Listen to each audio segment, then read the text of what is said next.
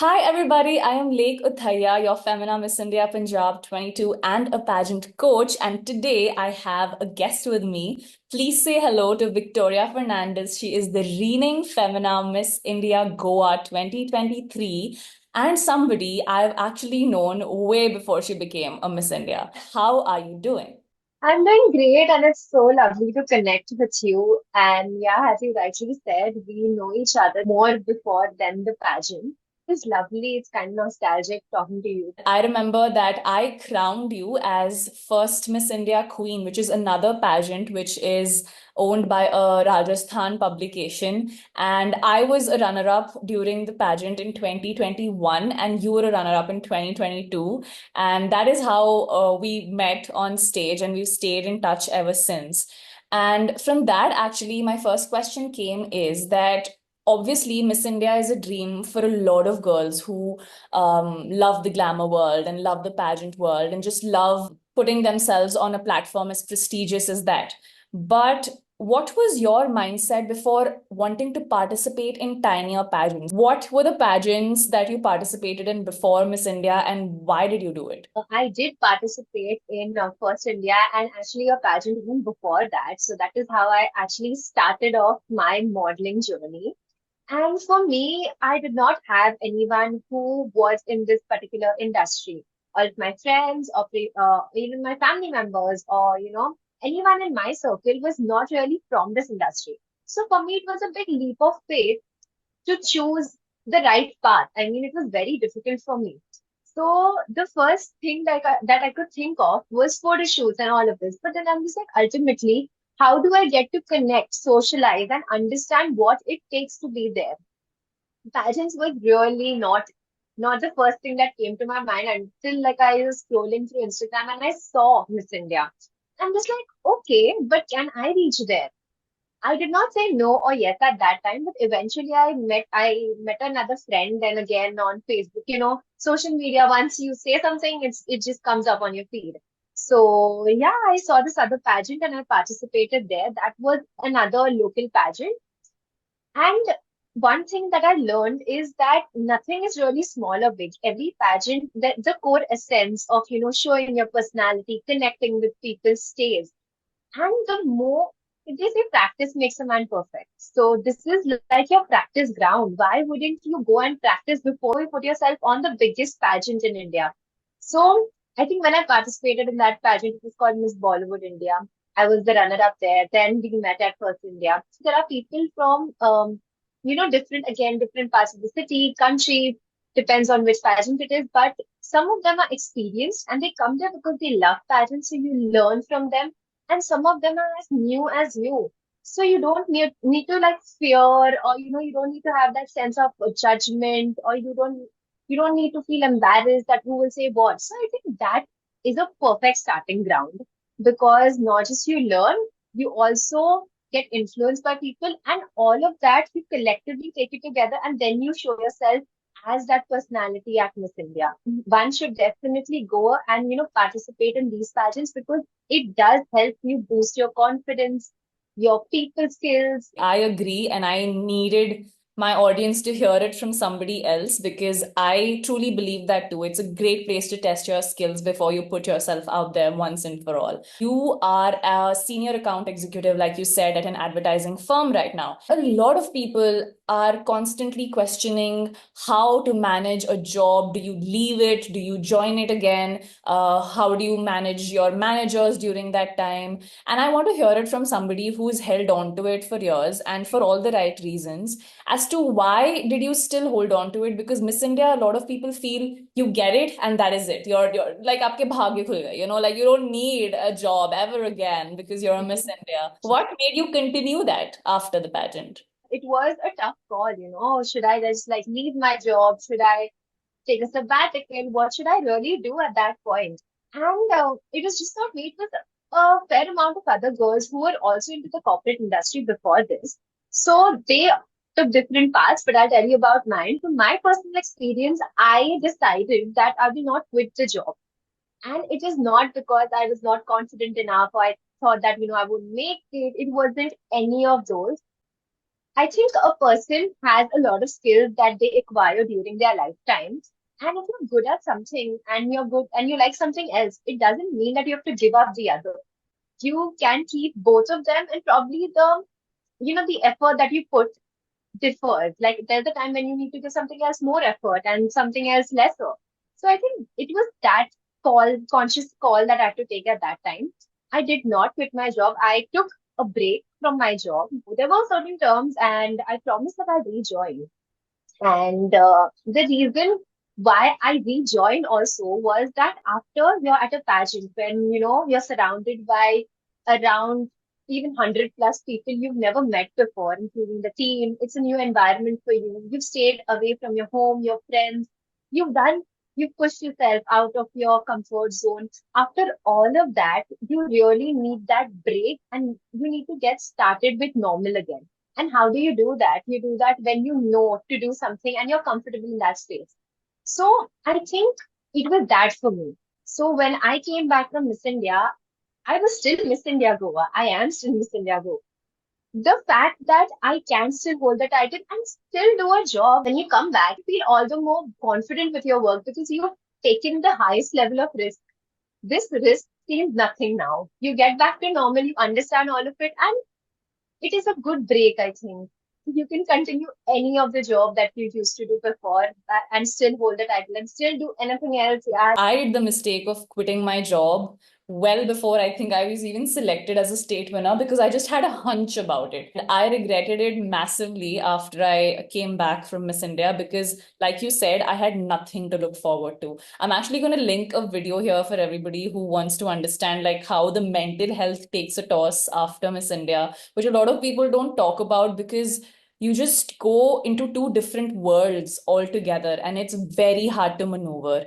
And I do know that people who got back to their jobs just found a more structured way of dealing with it versus somebody who just came back to nothing. And the only thing in your mind is what could I have done better? Why did this happen to me? So I think, yeah, if there's one advice that I would give people is to always have a plan B. I had put up a video which said how much it actually cost me to go to Miss India. And a lot of people then commented, this is clearly not something that a middle class person can afford.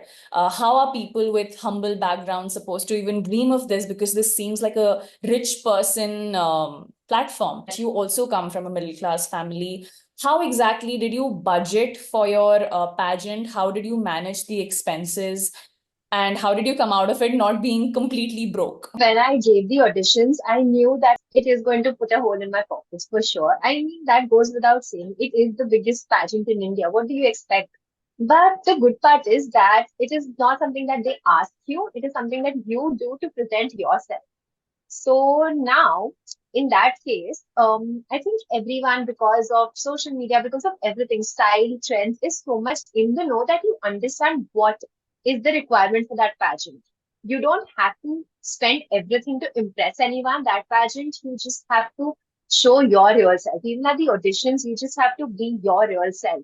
So it's not what looks the best outside, but whatever fits you best, what accentuates your body. All of that, I think you spend on that. You have to spend on that. And that takes a lot of, it takes a large chunk of your money because at the end, it is a beauty pageant. You are supposed to look presentable. So your hair, your accessories for hair, makeup, all of that do play a large role. But the other things like the soft skills, the people skills, all of that can also be learned online. And I mean, there are people who teach you online. There are videos, like you are one of the creators. So there are people who teach you online. So, gauging that sense of knowledge from sites which are freely or probably available at a lower cost, I think people should opt for that. Putting your money on the right sources when it comes to how much you require, not how much people think you require, the knowledge that you need. Where are you lacking back? Spending on your needs is very important. You can accommodate the wants later. You did speak about not necessarily having to splurge a huge amount in a coaching institute and still be able to take either like subscribing to people who are educating you or also taking sessions at a cost which is obviously much lower than a institute in itself. to be able to learn better. And I personally have been taking like a ton of sessions as the pageant season is nearing. Did the thought ever cross in your mind that you should go to a coaching institute? The thought did cross my mind because you see the best of the pageant girls, like the girls who've made it to the top, are the ones who have been from very renowned coaching schools. Those are great. I have nothing against them. But I had to also look at my budget at that time, as I mentioned. I did have session with former Miss Goa at that point. The YouTube videos on how to walk, how to ace your walk, how to present yourself, your elevator pitch, all of that is available online. So I think you need to make the best of the available resources. If you consistently do that, if you are determined, I think even if you don't go to schools like that, you can make it. And I'm not just saying it out of thin air, I have done it. So I'm saying it out of my personal experience that it takes certain level of drive, that determination, that confidence in yourself that you can even without all of this. You have to really, really work 10 times harder on yourself. You have to, and especially when you are juggling between things, it gets all the more difficult maintaining your calm, maintaining your peace of mind, all of that. But I'm telling you, it's the drive that it takes. If you have it, if you want to do it, you will do it even without going to the best school. You just need to be sure in your mind. You cannot give up. Guys, if you have been watching so far and if you are finding Victoria's tips helpful, as helpful as I am, please comment ready to shine so that we are holding you accountable and you are making the most out of the video that you are watching right now. You did speak about going back to your job, but I also know that you are signed with the agency that Miss India then provides. So, how has that been? Like, how have you been able to juggle with things that you decided you would? And what are the opportunities that you have gotten after being a Miss India Goa? If everything is very new, very fresh, you happen to get more opportunities in modeling and acting and all of that, whichever is your, I mean, whatever is your type. If you have a commercial face, then nothing like it. And all of it. So you do get a lot of opportunities right after the pageant. That is your peak time. And at that time, as I said, in life, you always have to, adjust where you want to give more time, more effort, and when you have to give less. So, life after Miss India, although I got back to my corporate job, I knew that somewhere this is the time I have to shine. This is when people know me. Although I regret not like, being very socially active and all of that, that is one thing everyone should do because you still have that fame. People still want to see what you're doing in life. You should definitely do it. But as per the agency, I did get a lot of runway shows at that point. Body comes along the way, but height is really important for runway shows to have to audition for an ad. You will not just get in an ad.